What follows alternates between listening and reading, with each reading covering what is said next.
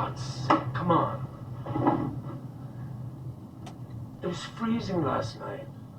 That's how you get pneumonia. That's okay. Okay, come on, let's go. We're late.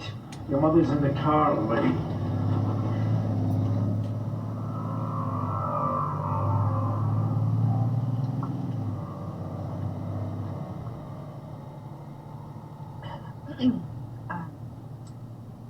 It's heartening to see so many strange new faces here today.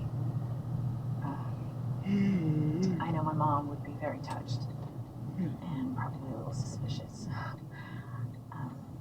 to see this turn out. So,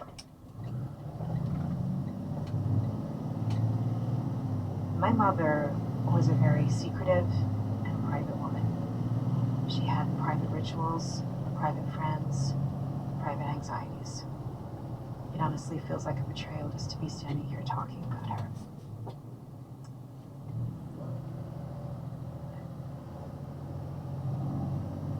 She was a very difficult woman to read.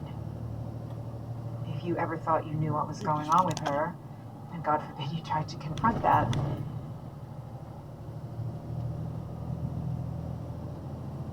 Lights on his bike.